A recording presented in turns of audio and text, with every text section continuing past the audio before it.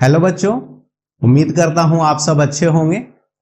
चलिए, हमने set theory already complete कर लिया। आज सेट्स में हम कुछ क्वेश्चंस करेंगे। So let's start. हमारा पहला क्वेश्चन है, A and B are two non empty sets and A is proper subset of B. A is proper subset of B. ठीक है, साथ ही साथ ये भी गिवन है कि cardinal number of set A is 5 and then we have to find the minimum possible value of cardinal number of symmetric difference of A and B। Means हमें इसका मिनिमम पॉसिबल वैल्यू फाइंड करना है, minimum. ठीक, चलो यहां से start करते हैं। ये जो गिवन है, ये गिवन है, इसका मतलब cardinal number of set A is less than cardinal number of set B. Proper subset का मतलब ए के अंदर जो एलिमेंट हैं वो सारे के सारे बी के अंदर है। ठीक है, every element of set A is an element of set B. साथ ही साथ सेट बी में एटलीस्ट एक एलिमेंट ए से ज्यादा होगा। ठीक है, क्योंकि यहां पे हमें सेट ए और सेट बी के बारे में कुछ नहीं पता है। ठीक, तो यहां पे इस प्रॉपर सबसेट का जो मतलब है वो ये है कि ए के सारे एलिमेंट सेट बी के अंदर हैं, साथ ही साथ सेट बी के अंदर एटलीस्ट कम से कम एक एलिमेंट सेट ए से ज्यादा होगा। तो दैट इज वाई हमने ये लिखा। अब इस पे आते हैं, ए सिमेट्रिक डिफरेंस बी का कार्डिनल नंबर हमें फाइंड, उसका मिनिमम वैल्यू हमें फाइंड करना है। तो इसका फॉर्मूला हमने ऑलरेडी डिस्कस किया था। This is n A plus n B minus 2 times cardinal number of A intersection B. ठीक, अब इसको वेन डायग्राम से समझते हैं, आसान होगा। A is proper subset of B. अभी मैंने बोला कि ए के सारे एलिमेंट बी के अंदर हैं और बी में एटलीस्ट सेट ए से एक एलिमेंट ज्यादा है। So set A is completely inside set B. Set अगर वेन डायग्राम से रिप्रेजेंट करें तो proper subset completely set B के अंदर होगा और सेट ए का कार्डिनल नंबर है 5। ये ऑलरेडी गिवन है हमें। नाउ अब मुझे ये आइडेंटिफाई करना है ए इंटरसेक्शन बी क्या है। तो ए इंटरसेक्शन बी का मतलब है common elements of A and B. A set A और सेट बी का जो कॉमन रीजन है वो, तो सेट ए और सेट बी का कॉमन रीजन तो यही हुआ, this is A intersection B. तो इसका मतलब in A intersection B is in A because A intersection B is set A itself। तो यहां पर A intersection B की जगह पे I can write NA। So we get cardinal number of A symmetric difference B is NA plus NB minus 2 times NA। ठीक, now this is, इसका value कितना है 5 और इसका वैल्यू कितना हो जाएगा 5 इंटू 2 10।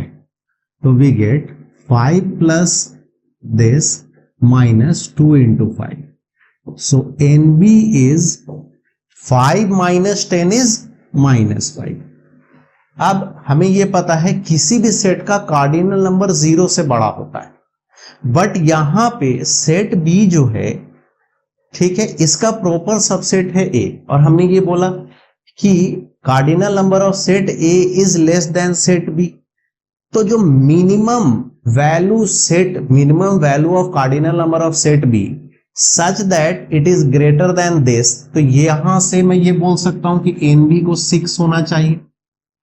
सबसे छोटा वैल्यू अगर मैं इसका 6 एज्यूम करूं, cardinal number of B is 6, अगर मैं ये एज्यूम करता हूं तो इससे बड़ा हो जाएगा बिकॉज इसका वैल्यू कितना है 5, क्योंकि मुझे मिनिमम निकालना है। तो मिनिमम निकालना है, इसका मिनिमम वैल्यू यहां से मिलेगा, इसका मिनिमम वैल्यू मुझे तभी मिलेगा जब ये मिनिमम होगा। ठीक है, इसमें से कुछ सब्ट्रैक्ट हो रहा है, एंड दिस इज ऑलवेज, इस केस में this is always greater than 5, 5 से बड़ा होगा ये। तो 5 से बड़ा नेचुरल नंबर तो 6, 7, 8 कुछ भी हो सकता है, बट हमें चूंकि मिनिमम निकालना है तो हम इसका मिनिमम वैल्यू यहां रखेंगे। एन बी का मिनिमम वैल्यू क्या होगा, सच that it is greater then cardinal number of set A, this is 6। सो इसका मिनिमम पॉसिबल वैल्यू हमें क्या मिलेगा, is 6 minus 5 which is 1. Got it?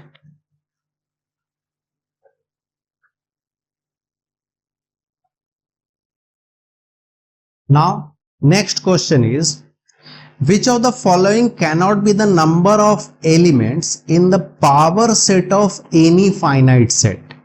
And the options are 16. Now देखो इसको ऐसे करते हैं, फाइनाइट सेट किससे बोलते हैं, ऐसे सेट्स जिसके एलिमेंट्स को हम लोग काउंट कर सकें।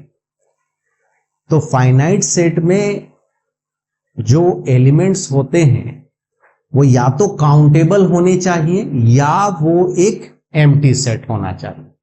दोनों को डिस्कस करते हैं, पहले एम्प्टी सेट को डिस्कस करते हैं। अगर मान लो एक सेट है एंड इट इज एम्प्टी, तो पावर सेट ऑफ ए क्या होगा, पावर सेट ऑफ ए का मतलब हुआ सेट ए के सारे सबसेट्स को, सेट ए के सारे सबसेट्स को एज एन एलिमेंट लेकर एक सेट बनाऊं, उस सेट को हम पावर सेट ऑफ ए बोलेंगे। मतलब पावर सेट ऑफ ए एक ऐसा सेट होगा जिसके अंदर इसके सारे subsets as an element present. तो एम्प्टी सेट का तो एक ही सबसेट होता है, इसका सबसेट होगा क्या, what is the subset of set A, तो subset of set A is this, एक ही सेट, इस ए का एक ही सबसेट होगा ये, और इस सबसेट को हम एज एन एलिमेंट रख दे एक सेट के अंदर, तो पावर सेट ऑफ ए बन गया। तो अगर एम्प्टी सेट है तो इसके अंदर कितने एलिमेंट हैं, एक एलिमेंट, या फिर एक फॉर्मूला मैंने पहले भी बताया था, power set of cardinal number of power set of A is subsets of A, और सबसेट ऑफ ए का फॉर्मूला क्या है, 2 raised to the power cardinal number of set A. तो cardinal number of power set of any set, this is equal to 2 raised to the power cardinal number of that set. तो इस case में cardinal number of set A, अगर ये याद है तो ये करने की जरूरत नहीं, अगर ये याद है तो। सो इस केस में cardinal number of set A is 0, तो 2 raised to the power 0। तो एम्प्टी सेट का अगर मैं पावर सेट बनाऊं तो उसके अंदर कितने एलिमेंट आएंगे, एक एलिमेंट आएगा। अब अगर वो एम्प्टी सेट नहीं है, इसका मतलब उसके अंदर एक एलिमेंट हो सकता है, या 2 एलिमेंट हो सकते हैं, या 3 एलिमेंट हो सकता है। अगर वो एम्प्टी सेट नहीं है तो power set of if A is non empty, ठीक है। तो फॉर्मूला हमें ये बता रहा है, cardinal number of power set of A is 2 raised to the power n cardinal number of set A. Now अगर ये नॉन एम्प्टी है तो इन ए का वैल्यू क्या होगा, if A is non empty तो cardinal number of set A is greater than equal to 1, ठीक है। अगर नॉन एम्प्टी है तो एम्प्टी है तो 0, अगर नॉन एम्प्टी है तो cardinal number of any set is either equal to 1 और ग्रेटर देन इक्वल टू 1। इसका मतलब यहां पे ये होगा 2 raised to the power greater than equal to 1। तो अब ये देख लो कि इसमें से कौन सा नंबर जो है, ठीक है, इसमें से कौन सा नंबर 2 के डिफरेंट पावर्स रखने पर नहीं मिलेगा। तो इट इज क्लियर कि ये नहीं मिलेगा। 26 देखो, 32 is what, 2 raised to the power 5, this is 2 raise to the power 3 and this is 2 raise to the power 4। अब यहां से वेरीफाई करो, क्या मैं 26 को इस फॉर्म में लिख सकता हूं? नहीं। So cardinal number of power set of any finite set, cardinal number of power set of any finite set is 2 raised to the power greater than equal to 0। हमने इसको भी यहां कंबाइन कर दिया, ठीक है। 0 अगर 0 रखेंगे तो 1, अगर 1 रखेंगे तो 2 आएगा वैल्यू, अगर यहां 0 रखेंगे तो 1 आएगा, 1 रखेंगे तो 2 आएगा वैल्यू, 2 रखेंगे तो 4 आएगा, एंड सो ऑन। ठीक, ये हुआ सिंपल सा ट्रिक जिसके हेल्प से हम इस क्वेश्चन को कर सकते थे, बट ये इसका डिटेल्ड सॉल्यूशन है। Got it? Okay, next question करते हैं। नेक्स्ट क्वेश्चन है, let A and B be two non empty subsets of a set X. मतलब A is subset of X, B is also a subset of X, ठीक है, और ये non empty है। Such that A is not a subset of B, इसमें साथ में ये भी गिवन है, A is not a subset of B.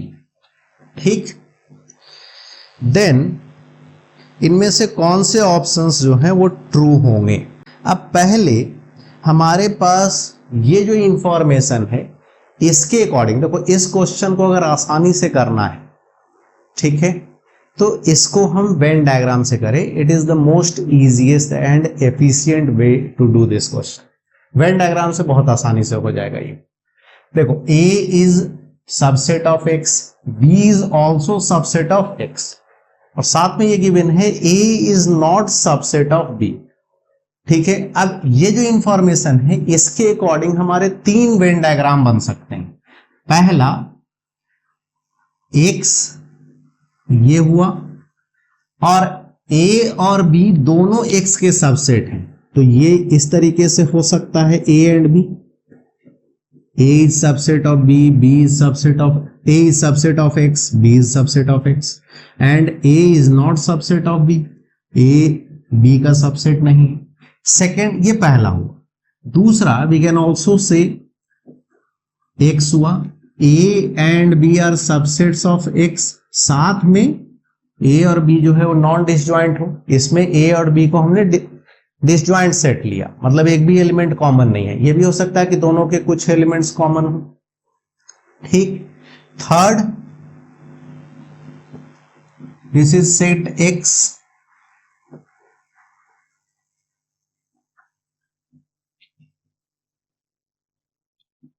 This is set A and this is set B. अब देखो, क्वेश्चन में ये गिवन था कि A is not a subset of B, इसका मतलब ये भी तो हो सकता है ना कि B is a subset of A, इसीलिए हमने इस कंडीशन को भी यहां पे इंक्लूड किया है। इस गिवन इंफॉर्मेशन के अकॉर्डिंग हमारे X, A और B इन 3 तरह के सेट्स हो सकते हैं जो हमारे पास गिवन इंफॉर्मेशन है उसके अकॉर्डिंग, ठीक है। अब इन तीनों इंफॉर्मेशन को मैं एक एक करके ऑप्शन से वेरीफाई करता हूं, ठीक है। कौन कौन सा ऑप्शन? पहला ऑप्शन है A is subset of complement of B. Complement, इस केस में कॉम्प्लीमेंट ऑफ बी का मतलब इस बी को छोड़ दें बाहर, ठीक।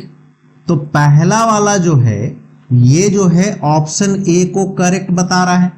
Yes, A is subset of complement of set B, set B का कॉम्प्लीमेंट बी को छोड़कर बाहर, बाहर वाले रीजन के अंदर सेट ए है। Yes, A is a subset of complement of set B. But यहां पे देखो, अगर मैं सेट बी को छोड़ूं तो ये बाहर वाला रीजन आएगा। अब ये कॉमन कुछ है, तो ए जो है वो कॉम्प्लीमेंट ऑफ सेट बी का सबसेट नहीं हुआ, क्योंकि कुछ एलिमेंट्स सेट ए के सेट बी के साथ कॉमन हो गए हैं, तो पहला ऑप्शन इसके लिए इनकरेक्ट है।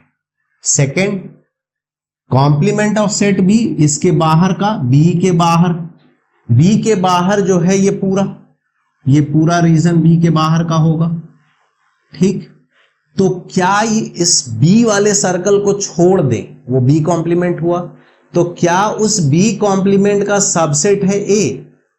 क्या बी कॉम्प्लीमेंट का सबसेट है ए? नहीं, क्योंकि ए और बी के कुछ एलिमेंट्स कॉमन हैं। तो इस केस में भी ऑप्शन ए गलत हो गया। तो हमारा जो गिवन था उसके अकॉर्डिंग ये 3 केस बने। अगर तीनों केस में ऑप्शन ए ट्रू हो जाता तो ऑप्शन ए हमारा आंसर हो जाता, बट ऑप्शन ए सिर्फ एक ही केस में ट्रू हो रहा है, तो ए जो है इट इज इनकरेक्ट, ए नहीं होगा। Second, B is a subset of A. B is a subset of A, ये तो सिर्फ यहां पे ट्रू है, सिर्फ यहां पे ट्रू नहीं है। B is a subset of A, incorrect statement है। B is a subset of A, incorrect statement है। B is a subset of A, यहां पे ट्रू है। तीनों जगह पे अगर ट्रू होगा देन ओनली ऑप्शन बी को हम एक्सेप्ट करेंगे। तो यहां पे तीनों जगह पे ट्रू नहीं है, तो ऑप्शन बी जो है वो गलत हो गया। Third option is A and B are disjoint. अब ये तो देख के पता चल रहा है सिर्फ इसी केस में ऑप्शन सी सही है, इस केस में ऑप्शन सी गलत है, इस केस में भी ऑप्शन सी गलत है। A and B disjoint sets हैं क्या इस गिवन कंडीशन के अकॉर्डिंग? तो इस गिवन कंडीशन के अकॉर्डिंग हमारे 3 तरह के एक्स, ए और बी सेट्स बने। इसमें से ऑप्शन सी सिर्फ इसके लिए ट्रू है, बाकी दोनों कंडीशन के लिए ट्रू नहीं हो रहा है जो हमने अज्यूम किया है, तो सी इज ऑल्सो इनकरेक्ट। अब डी ऑब्वियस सी बात है, अगर 3 ऑप्शंस इनकरेक्ट हो गए तो डी करेक्ट होगा। लेट्स सी डी है क्या। D says A and the complement of B are non disjoint.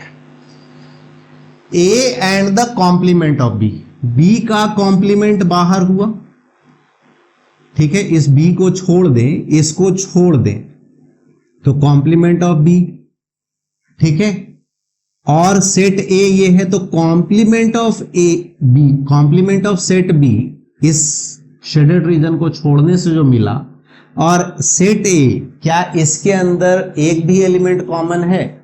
पूरा का पूरा set A complement of set B के अंदर है, ठीक है। तो ए और बी जो, ए और कॉम्प्लीमेंट ऑफ बी जो है वो नॉन डिसजॉइंट है। अगर एक भी एलिमेंट कॉमन हो गया, अगर एक भी एलिमेंट कॉमन हो गया तो A and complement of set B is non disjoint, और यहां तो पूरा का पूरा set A complement of set B के अंदर है, तो दे आर नॉन डिसजॉइंट, तो डी ऑप्शन सही। Now complement of set B पूरा बाहर का रीजन, पूरा बाहर का कॉम्प्लीमेंट ऑफ सेट बी का मतलब बी वाले सर्कल को छोड़ देना है, तो बी वाले सर्कल को अगर छोड़ दें तो ये पूरा का पूरा region complement of set B है। अब क्या ए और कॉम्प्लीमेंट ऑफ सेट बी में एक भी एलिमेंट कॉमन है?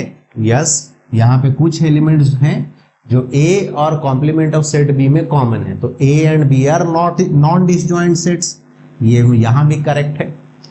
Third, complement of set B, B के बाहर, तो कॉम्प्लीमेंट ऑफ सेट बी जो शेडेड है और सेट ए में एक भी एलिमेंट कॉमन है, यस, यहां पर जो एलिमेंट होगा इस रीजन में ये कॉमन एलिमेंट है सेट ए और कॉम्प्लीमेंट ऑफ सेट बी का, तो यहां पर भी A and complement of set B is non disjoint, तो डी ऑप्शन तीनों जगह पे ट्रू है, तो इस क्वेश्चन का आंसर है ऑप्शन डी। Got it? ठीक है, तो देखो वेन डायग्राम कितना हेल्पफुल था। ये अगर आप प्रैक्टिस कीजिएगा तो इसको करने में इतना समय नहीं लगेगा, ठीक है। आप अगर बहुत अच्छे से वेन डायग्राम को करते हैं प्रैक्टिस, तो I suppose with in 1 minute इस क्वेश्चन को किया जा सकता है, विद इन 1 मिनट, ठीक है। बस जो क्वेश्चन में गिवन था उसके अकॉर्डिंग आप जो एजम्पशंस कर रहे हैं वो कोई भी छूटना नहीं चाहिए। अगर एक भी एजम्पशन छूट जाएगा तो फिर हमारा आंसर नहीं आएगा।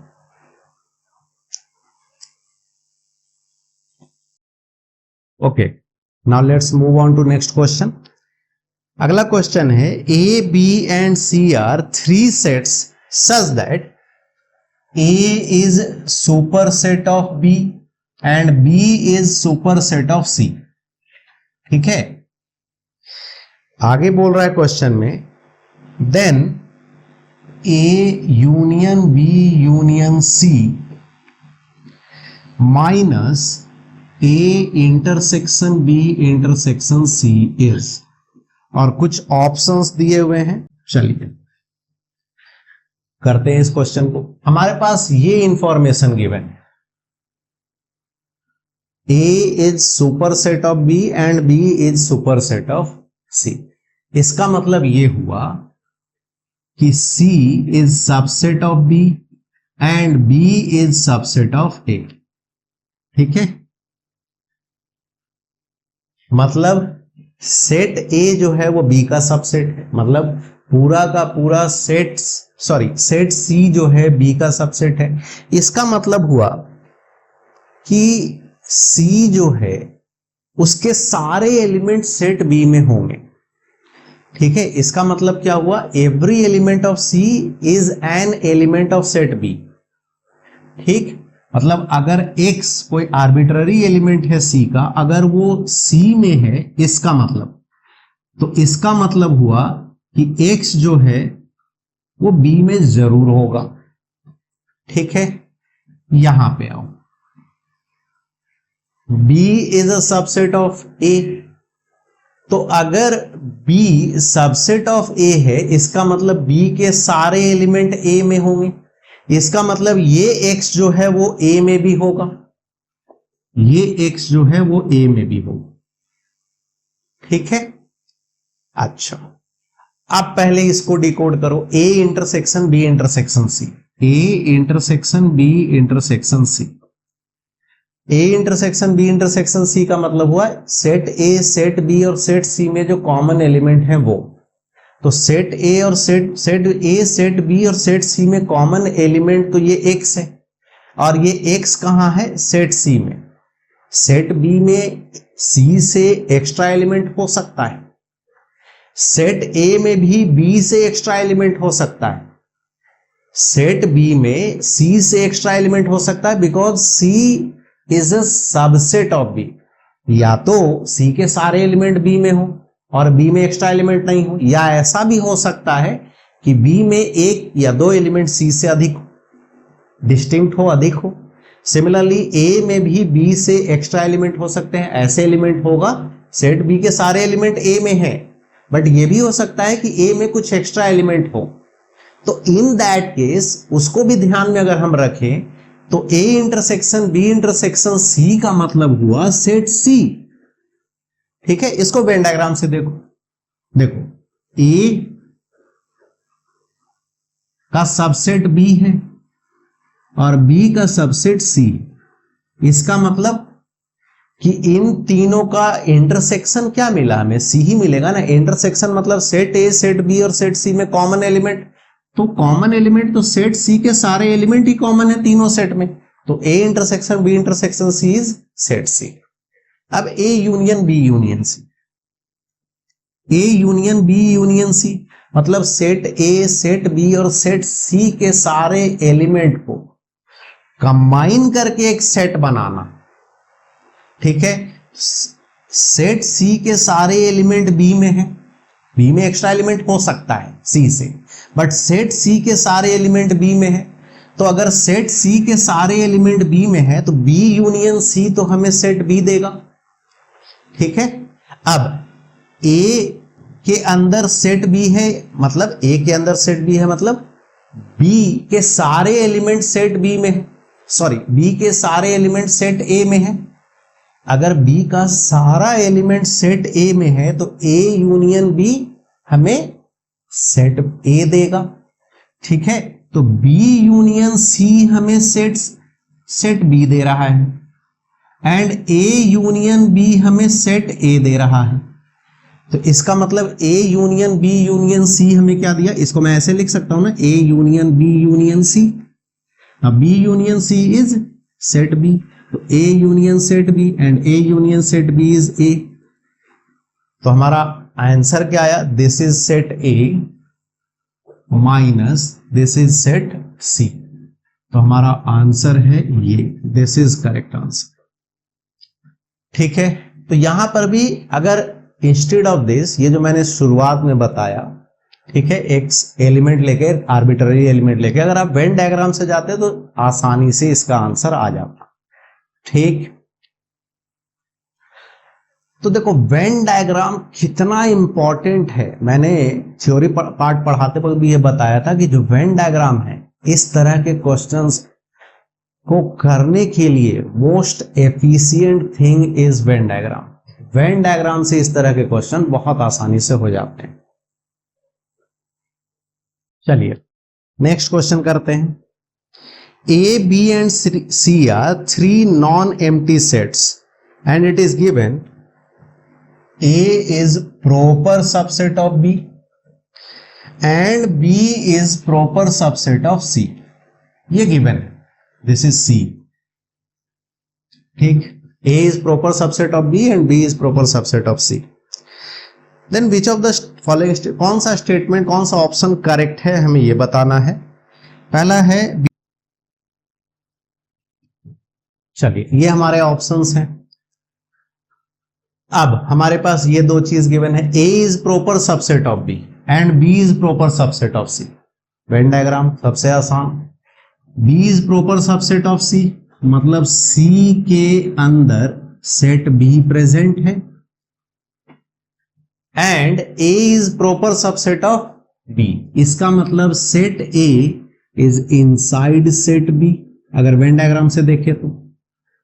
ठीक, तो अब एक एक करके ऑप्शन चेक करते हैं। B माइनस ए, B माइनस ए का मतलब हुआ हम सेट B में से, चलो इन फ्रैगमेंट्स को मैं कुछ नाम दे दूं। सेट A वाला जो कंप्लीट सेट A वाला फ्रैगमेंट है, let us name it A और B, सर्कल A के बाहर और सर्कल B के अंदर जो फ्रैगमेंट बना, let us name it B, और सर्कल B के बाहर और C वाले सर्कल के अंदर वाले फ्रैगमेंट को हमने C नाम दिया। ठीक है, चलो पहला है B माइनस ए। B माइनस ए मीन्स सेट B में से हमें A और B का जो कॉमन पार्ट है उसको हटा देना है। सेट B में से हमें A और B का जो कॉमन पार्ट है, तो A और B का कॉमन पार्ट ये वाला है A। अगर मैं सेट B में से कॉमन पार्ट हटा दूं तो सिर्फ ये बचेगा, दिस A के बाहर और B के अंदर वाला ये वाला बचेगा, एंड दिस इज व्हाट, इसको हमने, इस फ्रैगमेंट को हमने B से रिप्रेजेंट किया है, तो B minus A is B, fragment B। Now C minus B, C minus B का मतलब हुआ हमें सेट C में से C और B के कॉमन पार्ट को हटा देना है, तो C और B का कॉमन पार्ट है सेट B इटसेल्फ, पूरा का पूरा set B।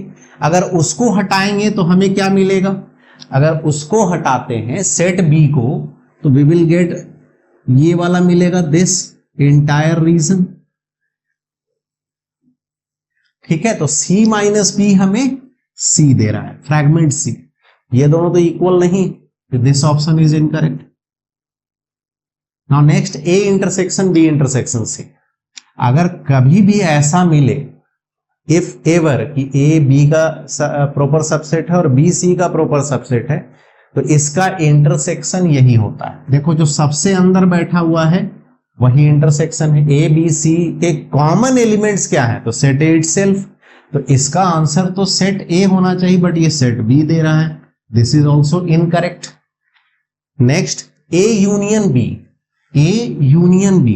Now set A is proper subset of set B. Set A proper subset of set B है, मतलब completely set B के अंदर है, तो A union B is B. And B intersection C, B intersection C, B और C का common set B और set C। तो मैंने क्या बोला कि अगर प्रॉपर सबसेट है, अगर प्रॉपर सबसेट है तो इन दोनों का इंटरसेक्शन सेट B देगा। ठीक है, तो इंटरसेक्शन सेट B देख लो, B पूरा ये B, A को लेते हुए B वाला सर्कल और C वाले सर्कल का कॉमन पार्ट क्या है, तो सेट B पूरा, तो B आया, तो यहां पे this option is correct. And A union B union C, तीनों का देखो यहां पे एक चीज याद रखो, अगर मुझे दो सेट गिवन है सच दैट एक दूसरे का प्रॉपर सबसेट है, यहां पे ए और बी दो सेट है and A is proper subset of B, तो इस केस में हमेशा ही तुम्हें ये दो चीज याद रखना, if A is proper subset of B then A union B is B and A intersection B is A. This is important, इसको वेन डायग्राम से समझ लो। अगर A proper subset of B है, इसका मतलब सेट बी के completely inside set A है, A is completely inside set B. अब ए यूनियन बी मतलब ए और बी के एलिमेंट्स को कंबाइन करके हमें सेट बनाना है, तो वो तो सेट बी बनेगा, क्योंकि ए तो कंप्लीटली सेट ए के अंदर है, सॉरी सेट बी के अंदर है। एंड ए इंटरसेक्शन बी मतलब ए और बी के कॉमन एलिमेंट्स, तो ए और बी का जो कॉमन रीजन है वो ये है सेट ए इटसेल्फ, तो A intersection B is set A. तो ये याद रखना, यही चीज में यहां पे हमने वही यूज किया, ठीक है। ए यूनियन बी क्या हुआ, ए यूनियन बी बी हो गया, और बी इंटरसेक्शन सी क्या हो गया, बी हो गया, यही चीज यूज किया ना हमने, गॉट इट। तो इसको याद रखना, this will be helpful in future also. Now the last question, ये क्वेश्चन है कि हमें गिवन है A1 A2 से लेके A30 तक 30 सेट्स हैं, हमारे पास 30 सेट्स हैं, दे आर दिस A30, ठीक। ईच हैविंग 5 एलिमेंट्स, इन सारे सेट्स में जैसे A1 है A2 है, तो हर एक सेट में 5 एलिमेंट है। मतलब मैं इसको ऐसे लिख दूं, AI जो है वो इन सारे सेट्स को रिप्रेजेंट कर रहा है। आई का वैल्यू 1 रखो तो सेट ये वाला सेट हो गया, आई का वैल्यू 2 रखो तो ये वाला सेट हो गया। तो हर एक सेट में कितने एलिमेंट्स हैं, 5 हैं, दिस इज 5। आगे गिवन है एंड B1 B2 से लेके Bn तक n सेट्स हैं, B1 B2 B3 से लेके n sets, these are n sets, और इसमें हर एक सेट में 3 एलिमेंट्स हैं, तो I can write it like this, cardinal number of each and every set is 3, ठीक। आगे बोल रहा है let this is given union of 30 sets of this AI is equal to union of n sets of BI is equal to set S। मतलब इन सारे 30 set का union को भी हमने सेट S बोला, यूनियन लेने पे जो नया सेट मिला उसे हमने सेट S बोला, और इन n सेट्स का यूनियन लेने पर भी हमें जो सेट मिला उसे भी हमने सेट S बोला, ठीक है। आगे and each element of S belongs to exactly 10 of the AIs, मतलब S में जो एलिमेंट हैं, ठीक है, वी डू नॉट नो कि S में कितने एलिमेंट हैं, लेकिन S में जितने भी एलिमेंट हैं उसमें से हर एक एलिमेंट इसके 10 सेट में प्रेजेंट है, एग्जैक्टली 10 सेट्स। अब वो कोई भी 10 सेट हो सकते हैं, एस का हर एक एलिमेंट इसके एग्जैक्टली 10 सेट में प्रेजेंट है। मतलब मैं अगर ए वाला 10 सेट लूं, ए वाला 10 सेट लूं, तो इसका उन 10 सेट में इसका एक एलिमेंट मिलेगा हमें, ठीक। इसका मतलब ये है। फिर एंड एग्जैक्टली 9 ऑफ द बीजेस, मतलब ये जो n सेट्स हैं, n b के कितने सेट्स हैं, n सेट्स हैं, तो s का जो एलिमेंट है, कोई भी एलिमेंट ले ले, वो एलिमेंट इसके 9 सेट में प्रेजेंट होंगे, एग्जैक्टली 9 सेट्स में। मतलब 9 सेट अगर हम लेते हैं, कोई भी 9 सेट इसमें से उठा लें, तो उन 9 सेट्स में एस का एक एलिमेंट जरूर प्रेजेंट होगा, ठीक। Now we have to find n, ये जो एन है ना, मतलब बी ये कितने सेट्स हैं ये हमें फाइंड करना है। ठीक, चलो लेट्स डू इट। देखो यहां पे हमें ये नहीं पता कि ये जो ए वाले सारे सेट्स हैं, इन सारे सेट्स में एलिमेंट्स डिस्टिंक्ट हैं कि नहीं। मैं ये मान के चलता हूं कि A1 में भी 5 एलिमेंट गिवन है ना, A1 में भी 5 है, A2 में भी 5 है, A3 में भी 5 है, एंड सो ऑन A30 तक। इन सभी में, इन A वाले हर एक सेट में 5 एलिमेंट है। तो अगर मैं यूनियन करूं, that is cardinal number of union of 30 sets of A, 1 से लेके 30 तक का यूनियन करूं अगर मैं, तो एक सेट में 5 है तो 30 सेट के यूनियन में 150 एलिमेंट्स होंगे। मतलब यहां पे हम क्या कर रहे हैं ना कि कुछ एलिमेंट अगर किसी में सेम भी है, ऐसे यूनियन करने पे डिस्टिंक्ट एलिमेंट को हम लिखते हैं, सिर्फ रिपीटेड एलिमेंट्स को हम नहीं लिखते हैं। वी डू नॉट नो कि यहां पे किसी सेट में एलिमेंट्स रिपीट कर रहा है कि नहीं कर रहा है। मे भी रिपीट कर रहा होगा, उसको भी अगर रिपीट हो रहा है तो रिपीटेड एलिमेंट्स को भी यूनियन लेने पे हमने अंदर रख लिया।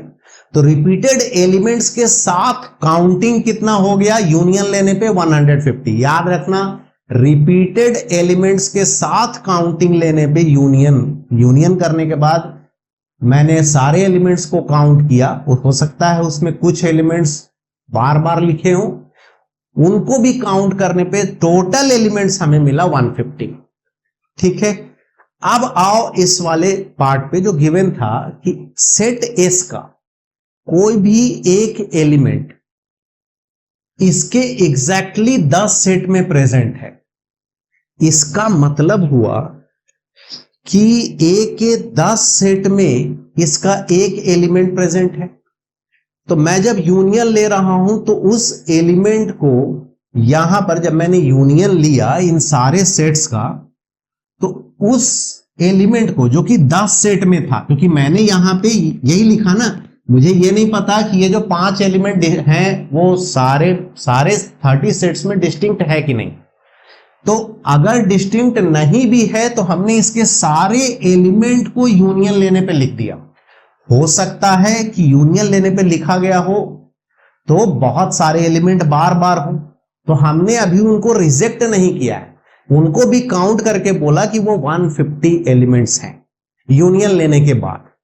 अब यहां से क्या पता चला कि एक एलिमेंट 10 सेट में है, एग्जैक्टली 10 सेट में, तो इसका मतलब इसके बाकी एलिमेंट भी होगा। जैसे मान लो एक छोटा सा एग्जांपल ले कि सेट एस के अंदर ये 2 एलिमेंट है।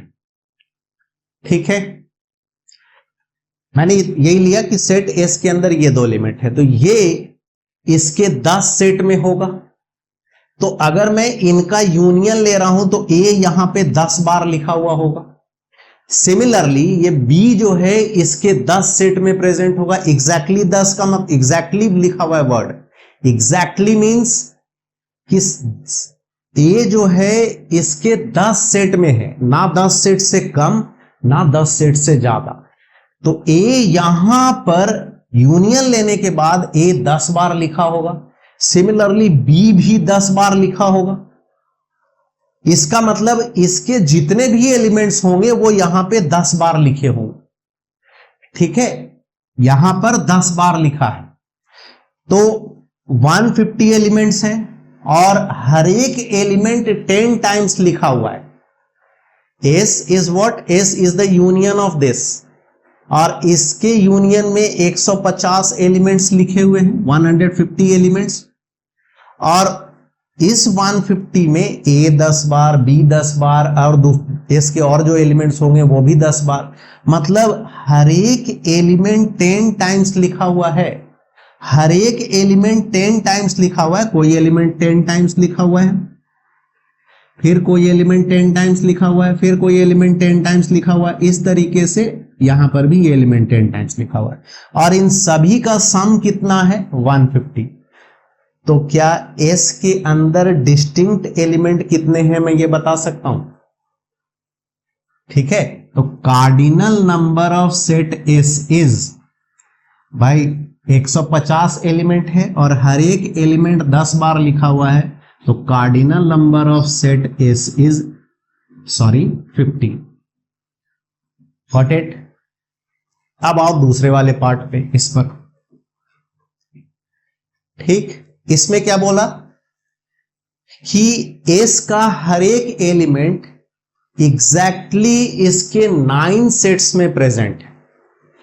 ठीक, अब जब मैं यूनियन ले रहा हूं तो इसके n सेट्स हैं और हर एक सेट में 3 एलिमेंट है, तो total number of element after taking union of n sets of b, इस b के n सेट्स का यूनियन लूं अगर मैं, तो टोटल नंबर ऑफ एलिमेंट हो गया 3 इंटू n। अगेन यहां पे मुझे ये नहीं पता ये 3n डिस्टिंक्ट है कि नहीं, वो ये s बताएगा, जैसे इस s ने एक इसके यूनियन के बारे में बताया था।